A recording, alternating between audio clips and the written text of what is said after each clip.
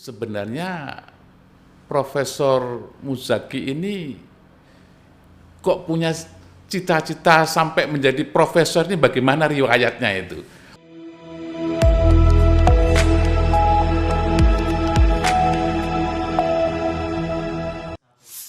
Hello everybody, how are you? Welcome to Kangguru Excellent Channel. Malam hari ini cukup luar biasa. Kita akan kedatangan tamu melalui Zoom. Profesor Ahmad Muzaki, MAG, Grad Dip, SIE, MPhil, PhD. Assalamualaikum, Pak Muzaki. Waalaikumsalam warahmatullahi wabarakatuh. Sampai bingung aku, sampai bingung begitu panjangnya itu yang mana? Unbelievable. Saya merasa senang sekali, Prof. Jadi ini kebanggaan dari saya pribadi sangat bangga sekali ketika sampean bisa melakukan beberapa pengabdian di masyarakat. Saya nggak tahu kapan kita bisa bersama-sama dulu belajar dia. Sudah lupa Masya Allah. Saya ini kan muridnya Pak Muhtarom. Saya mengawali karir sebagai akademisi kan juga Pak Muhtarom, di tangan Pak Muhtarom. Ya, kita masih ingat, saya masih ingat sekali waktu itu tahun 96 akhir ya Pak Muhtarom. Saya lulus wisuda itu tahun 96 sekitar Agustus, lalu kemudian Oktober November itu proses seleksi pembibitan dosen ya Pak Tarom ya, sampai Desember sih ingat saya. Nah waktu itu pesertanya sangat banyak sekali. Saya kalau tidak salah ingat 140 apa gitu ya Pak, banyak banget. Lalu kemudian dan proses seleksi itu kan sampai mengerucut kepada diambilnya 10 orang. Dan itu kan salah satu di antara orang penting untuk bisa melakukan penyaringan itu kan Pak Muhtarom. Jadi saya dilahirkan dari tangan Pak Muhtarom. Justru karena saya lulus seleksi di tangan Pak Muhtarom, diambil 10 orang, 10 terbesar dari 140 kalau tidak salah itu, kemudian dipertarungkan, bukan 140 Pak Muhtarom, 190-an seingat saya. Lalu kemudian diambil 10 besar, lalu dari 10 besar masing-masing, waktu itu IAIN ya Pak. Betul, ya? Betul, IAIN. Lalu IAIN ada 14 IAIN seluruh Indonesia, lalu 10 dikali 14 untuk dipertarungkan secara nasional. Nah, lalu 140 fresh graduate itu diseleksi untuk mendapatkan 20 orang terbaik, 10 orang terbaik untuk kelas bahasa Inggris, mohon maaf, 20 orang untuk kelas bahasa Inggris dan 20 orang untuk kelas bahasa Arab. 20 orang itu untuk dipersiapkan kuliah di English speaking countries, dan yang 20 sisanya untuk Arabic speaking countries. Dan saya merasa bahwa saya bisa mengawali karir sebagai akademisi ya, sentuhan tangan pertama ya karena lolos di tangan Pak Muhtarom. Dan lalu kemudian setelah itu kan belajar TOEFL dan seterusnya, persiapan. Masih ingat Pak Tarom ya? Saya masih ingat sekali. Nah, bagaimana saying goodbye, you want to go to Australia at the time, I think in the turn around Waru ya, bundaran Waru, on the bus. Itu saking intinya Pak Muhtarom bangga sekali. Jadi seorang guru seperti Pak Muhtarom itu apa yang dicari itu kecuali ketika jenengan teman-teman yang itu berhasil itu ada kepuasan tersendiri gitu. Saking puasnya ya kadang-kadang itu luar biasa. Justru menjadi kebanggaan penting itu orang seperti Pak Muhtarom yang bisa di antara yang melahirkan saya. Pertanyaannya dikembalikan lagi ke saya, apakah saya bisa melahirkan orang yang lebih hebat Pak Muhtarom ya ke depan. Tapi ternyata jenengan juga hebat jadi bisa mengembangkan dan mengabdikan sekian banyak ilmu ke masyarakat ya kan gitu. Tapi sebelum ke sana Prof, mungkin ini kan Pak Muhtarom punya audience excellent, beberapa keluarga wali murid gitu. Kemudian subscriber juga banyak. Ini kepingin tahu sebenarnya Profesor Muzaki ini kok punya cita-cita sampai menjadi profesor, ini bagaimana riwayatnya itu? Menurut saya, pemahaman saya kan ya, you know, the usual one for the first time, right? Okay, but you know, it's amazing. You know, this is the result. Ini Ya, how? Mhm.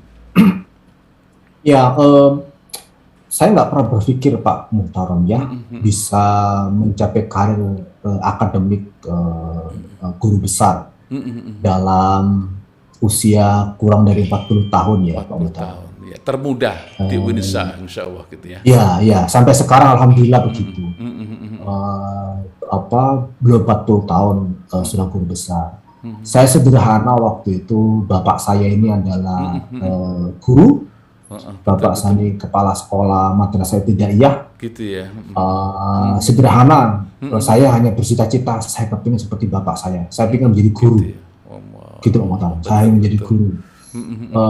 Masalahnya kemudian adalah mungkin kita semua tahu guru madrasah ibtidaiyah swasta, bukan negeri, dan tentu pendapatnya tidak seperti yang saya nikmati sekarang ya Pak Muhtarom ya. Betul.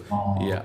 Guru madrasah ibtidaiyah yang bayarnya itu siswanya itu, cerita bapak saya waktu saya masih kecil, hampir tiap bulan itu ada orang tua yang datang untuk minta nunggak diizinkan bayar untuk bulan depannya lagi, dan itu banyak banget gitu. Iya. Nah, saya 5 orang saudara kandung Pak Muhtarom, 5 orang ya. dan 5 orang, dan saya anak paling kecil dari beliau, dan saya satu-satunya anak yang kuliah Pak Muhtarom. Dan masih ingat pesan bapak saya begini, bapak tidak bisa membiayai kamu kuliah, tapi kalau kamu ingin kuliah, sudah Bismillah kuliah, nanti ada jalan bagaimana caranya, tapi bapak nggak kebayang bisa membiayai kamu kuliah. Itu Bang Muhtarom. Iya. Lalu saya berpikir kemudian memang miskin itu jangan jadikan sebagai penghalang untuk maju. Betul. Kondisi keterbatasan itu jangan kemudian mengancam kita untuk bergerak berprestasi. Dan saya bisa menyimpulkan Pak Tarom bahwa kewajiban kita ini adalah menjadikan keterbatasan menjadi peluang untuk maju, menjadikan kemiskinan itu kita konversilah, kondisi kemiskinan itu menjadi kesempatan untuk berprestasi. Itu harus ditanamkan betul, dan itu yang oleh bapak saya bilang bahwa jangan pernah menyerah, walaupun bapak nggak bisa membiayai kamu untuk kuliah. Jadi saya satu-satunya anak beliau yang kuliah Pak Muhtarom. Gitu. Seperti cerita Pak Muhtarom sekarang Bapak itu. Jadi sekarang kan saya punya lembaga pendidikan itu, dan ada guru-guru yang bisa jadi ya di guru-guru luar negeri kan. Nah itu kan tentu apa yang dihadapi Bapak dulu sama persis sekarang ini yang saya hadapi itu. Jadi ini yang makanya motivasi, inspirasi jenengan itu cukup penting bagi mereka paling enggak itu. Makanya setelah itu dengan kondisi semacam itu, apa yang dilakukan Prof. Zaki setelah itu? Ya, saya masih ingat Pak Muhtarom, waktu saya masih sekolah di Madrasah Aliyah ya, sebelum kuliah. Hampir semua rata-rata teman-teman, mayoritas teman-teman saya di Madrasah Aliyah negeri di Sidoarjo itu rata-rata santri pesantren. Dan lalu saya bilang ke bapak saya kepingin seperti mereka ya, saya bisa nyantri di pesantren. Bapak saya bilang, loh, memangnya nyantri di pesantren itu tidak butuh biaya? Butuh biaya. Bapak dari mana? Bapak dari mana? Nah, hanya 2 kata kunci penting yang saya rasakan dari bapak saya itu. Satu adalah jangan pernah berbohong. Dan yang kedua, jangan pernah menyerah. Nah, ibu saya itu spiritualitasnya kuat, Pak Muhtaram. Saya selalu belajar dari ibu saya. Kalau bapak saya itu kan mengajarkan 2 nilai itu penting, Pak Muhtaram. Jangan pernah berbohong dalam situasi apapun, lalu jangan pernah menyerah dengan situasi. Nah, itu dilengkapi dengan ibu saya. Ibu saya itu punya kebiasaan, Pak Muhtaram. Selalu harapi saya, ibu saya itu murni ibu rumah tangga. Gitu ya. Murni ibu rumah tangga, jadi energi pikirannya habis untuk membesarkan putra putrinya di rumah dan mendampingi ayah saya. Nah, yang selalu disampaikan ibu saya sebagai contoh kepada saya, ibu dia itu membekas banget sampai saya ingin meniru seperti beliau dalam mendidik anak. Gitu ya, Pak. Kalau sekarang para kiai itu kan selalu bilang, kamu mendidik anakmu itu dengan apa? Kalau kamu mendidik anakmu dengan pengetahuan itu gampang. Sekarang itu pengetahuan ada di mana-mana. Tapi yang tidak boleh kamu lupakan oleh para kiai, dawuh para kiai, membesarkan anakmu dengan tirakat. Tirakat ya. Nah, ibu saya itu jam 1:30 malam itu sudah bangun, Pak Muhtaram. Setengah 2 malam itu sudah bangun, dan baru beliau itu kira-kira rebahan lagi itu sekitar jam 10 sampai menjelang zuhur. Iya, itu Pak Taro. Udah itu nggak pernah tidur lagi ibu saya itu. Jadi punya amalan pribadi beliau itu untuk selalu mendoakan putra putrinya, sehingga kemudian pemotor keterbatasan itu didampingi dengan spiritualitas yang kuat. Maka saya jadi ingat pengalaman saya itu kemudian sekarang dikonfirmasi oleh dawuh nasihat para kiai. Jangan besarkan anakmu hanya dengan pengetahuan, besarkan anakmu dengan tirakat. Artinya kalau pengetahuan itu kan sekarang kan kita bisa dapatkan dari mana saja ya. Dari mana saja, apalagi informasi teknologi saat ini ya kan gitu. Betul. Nah, kalau hanya meminterkan anak sekarang fasilitasnya banyak banget. Tetapi kan bagaimana pinter tapi juga benar gitu. Betul. Nah, setelah itu akhirnya mondok dan ketemu Ustadz Nasyir itu yang jadi gitu. Betul. Jadi ketika waktu madrasah aliyah itu saya dibilangi bapak saya, bapak nggak mungkin membawa kamu ke pesantren, nggak mampu untuk membiayai kamu di pesantren. Yang penting kamu sekolah, karena kalau kamu ke pesantren kan butuh biaya tambahan, kata bapak saya, untuk makan kamu, untuk biaya kamu di pesantren dan seterusnya. Udah, kamu yang penting sekolah di madrasah aliyah dan kamu tekuni itu semua, jangan pernah menyerah.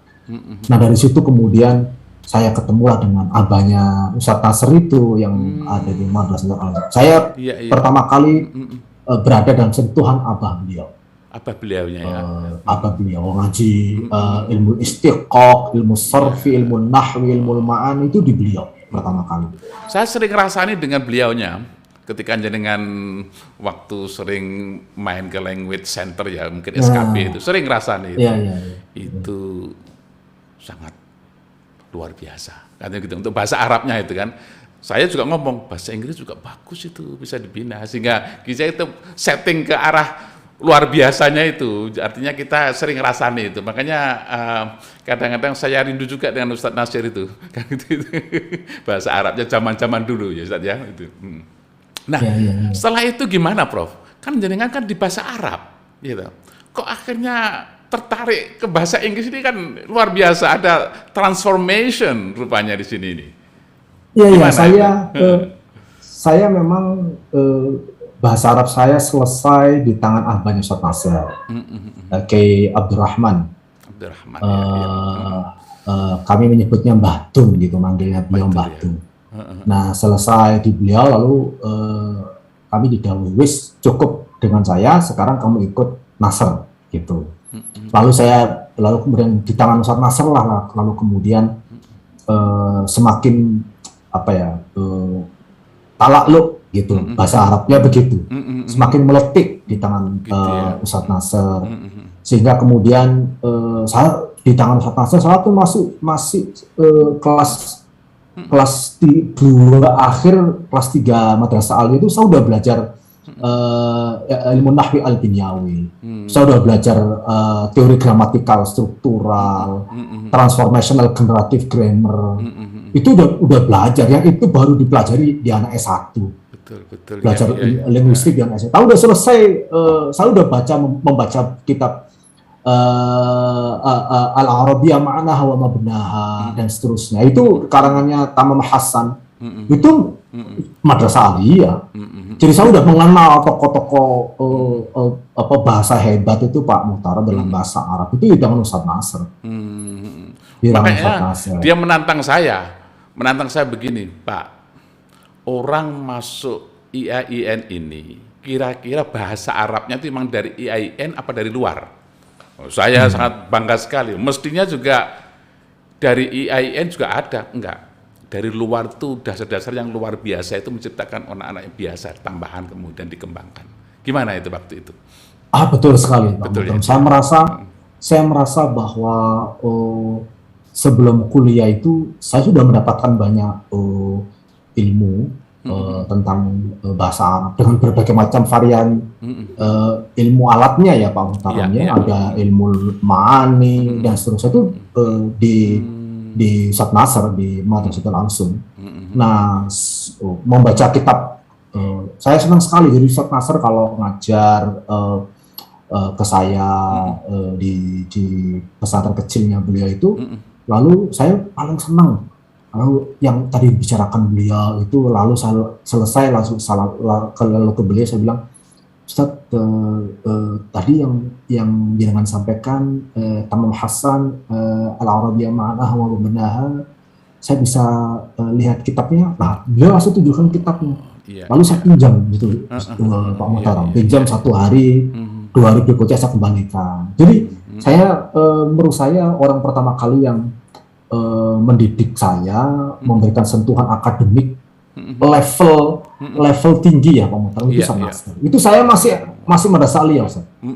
Saya masih Madrasah Aliyah itu. Maka ketika masuk kuliah itu saya tidak berarti ingin mengecilkan arti kuliah di perguruan tinggi, tetapi saya merasa bahwa modal yang diberikan Ustadz Nasr itu luar biasa, sehingga kembali untuk kuliah itu seperti tracknya sudah, pathway-nya itu sudah ada gitu, Pak Muhtaram. Bahkan kalau ibarat orang bepergian jauh itu sangunya melebihi dari yang dibutuhkan untuk biaya perjalanan.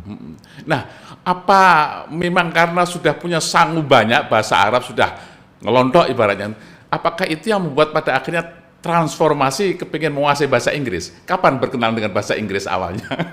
Iya betul.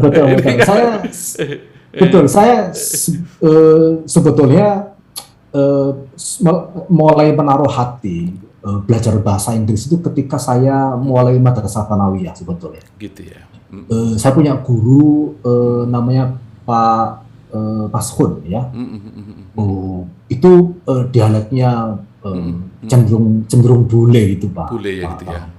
Cenderung bule dialeknya ya. Orang ngajarnya enak gitu, sabar. Jadi terkadang memang saya berpikir bahwa menjadi guru itu penting. Dan itu memberikan motivasi kepada kita Pak. Betul. Saya tuh sering banget saya kepingin nanti seperti beliau. Nanti ketemu lagi, lalu kemudian ketika pindah lagi ada guru lagi, saya nanti kepingin seperti beliau. Selalu begitu. Gitu ya. Selalu begitu. Nah, itu Madrasah Tsanawiyah. Nah, ketika kemudian Madrasah Aliyah itu dulu kan nggak seperti sekarang ya Pak Tarom ya. Dulu itu saya hanya mengandalkan radio zaman dulu yang frekuensinya SW1, SW2 itu Pak. betul, iya. Nah, Iya. apa namanya? Saya senang sekali ada radio edisi Australia yang bisa diakses itu mulai jam setengah 4 gitu Pagi Pak kan? Tau. Iya, betul. Setengah 4 Pagi, pagi, ya. setengah 4 pagi sampai mungkin setengah lima itu masih frekuensinya masih bisa ditangkap dengan baik siarannya. Nanti udah mereka tuh jam 5 itu udah hilang Betul, gitu. iya, Nah iya, itu iya. saya punya saudara yang dapat buku edisi Australia apa warna yang merah. Nah siarannya itu saya mengikuti dari situ Pak Iya, Otarong. iya, iya, iya, iya. Gitu. Itu Nah, juga yang sangat melekat pada saya, Prof. Apa radio Australia gitu kan? Gitu. Iya, iya, betul, betul, itu. betul. Ya. Terus gimana, Prof? Nah, jadi apa ya, benih-benihnya itu sudah muncul di situ, Pak. Betul. Nah, lalu kemudian ketemulah sama orang hebat abahnya Ustadz Nasir itu, dan kemudian diperhebat lagi dengan sentuhan tangan dinginnya Ustadz Nasir itu. Maka jatuh cinta saya pada bahasa Arab luar biasa, luar biasa. Bahasa Inggris sudah lewat. Bahasa Inggris mulai tumbuh lagi kapan? Lalu kemudian ketika masuk S1 Pak. S1 ya. Ketika masuk S1 saya merasa tidak boleh berpuas diri. Karena saya sadar bahwa dunia saat itu sudah banyak didominasi oleh kemajuan-kemajuan yang diderek oleh bahasa asing. Dalam hal ini adalah bahasa Inggris, Pak. Ya. Nah, lalu kemudian saya kuliah S1 saya pendidikan bahasa Arab di Fakultas Tarbiyah. Iya. Nah, tetapi saya senang sekali Pak Muhtaram. Dulu di Jalan Kartini, di Surabaya itu kalau Jalan Kartini itu ada namanya British Council. British Council, right? Oke. Ada British Council ini Jalan Kartini kalau tidak salah. Oke, ya, you're right. Nah itu kalau saya seminggu 2 kali kalau tidak salah. Itu kalau siang itu jadwal nggak ada jadwal kuliah sore gitu. Ke British Council gitu, ke British Council. Iya. Karena di situ kan selain kita bisa ada self access center, tapi kita kan ada ketemu orang lalu bikin diskusi gitu Pak Motor kan? Iya, discuss English club ya, dan ya gitu ya. Iya, English club dan seterusnya. Jadi di situ kemudian kita ketemu banyak orang. Nah, jadi kemudian ketika di S1 itu bahasa Arab saya jalan karena memang itu program studi saya, kuliahnya di situ. Tapi bahasa Inggris saya tetap saya pertahankan jalan gitu ya bersama komunitas di luar program studi saya di British Council. Kemudian kalau malam itu menjelang saya udah selesai. Kalau malam hari Sabtu malam Minggu itu ada English Conversation Club. Itu di perpustakaan Sidoarjo, Pak. Oh wow, iya. Itu ada English Club, English Conversation Club. Nah, ini kita ketemu di situ dengan banyak orang, latar belakang banyak orang, tapi semuanya muda-muda ya Pak Taramnya. Lalu ada mentornya 1-2 orang yang dewasa, memang oleh perpustakaan diminta untuk mendampingi kita semua di situ. Nah, begitu ceritanya, lalu bahasa Arab saya jalan, bahasa Inggris saya juga jalan. Lalu setelah itu ikut program seleksi program calon dosen. Itu pertama ketemu Pak Muhtarom berarti? Pertama kenal dan ketemu Pak Muhtarom? Ketemu Pak Muhtarom di situ, di language center itu gitu. Dan saya masih ingat ada khas Pak Muhtarom. Saya masih yang waktu itu kalau tidak salah kantor Pak Muhtarom di lantai 2 kalau nggak salah. Iya, betul.